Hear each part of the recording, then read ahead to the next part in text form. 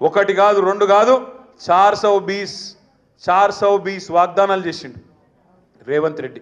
ఇలా గట్టిగా అడుగుతుంటే రేవంత్ రెడ్డి గారు 100 రోజులు అంటివి, 6 గ్యారెంటీలు అంటివి, మిగతా ఇంకో 414 హామీలు ఇస్తేవి, మొత్తం 420 మాటలు 420 హామీలు ఏమైనాయి అంటే దాని మీద మాత్రం సమాధానం చెప్తలేడు.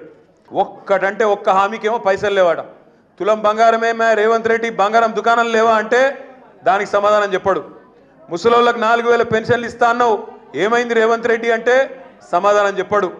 రుణమాఫీ ఏమైందంటే సమాధానం చెప్పాడు. ఆడపిల్లలకు 2500 అన్నావు, ఎప్పటి నుంచి చాలు చేస్తావంటే సమాధానం చెప్పాడు. ఆటో డ్రైవర్లకు నెలకు 1000 రూపాయలు ఇస్తా అన్నాడు, మరి అదేమాయంటే దానికి సమాధానం చెప్పాడు. వీటికి వేటికి పైసలు లేవట.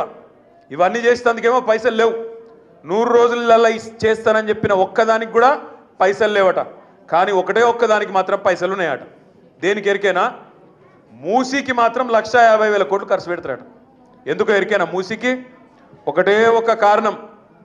ఇప్పుడు మీకు నెలకు 2,500 ఇస్తే మీరు కమిషన్ ఇస్తారా రేవంత్ రెడ్డికి? ఇయ్యరు. రైతు బంధు ఇస్తే రైతులు కమిషన్ ఇస్తారా? ఇయ్యరు. తులం బంగారం ఇస్తే కమిషన్ ఇస్తారా? ఇయ్యరు. మరి ఏం చేయాలి రేవంత్ రెడ్డి? మూసీ పేరు మీద 1,50,000 కోట్లల్లా 1,00,000 కోట్లు దొబ్బాలే. అందులో సగం రాహుల్ గాంధీకి వాళ్ళ బావకు, సగం రేవంత్ రెడ్డికి వంచుకోవాలి. ప్రజల సొమ్ము మంచిగా మింగాలి. ఇది వాళ్ళ స్కెచ్.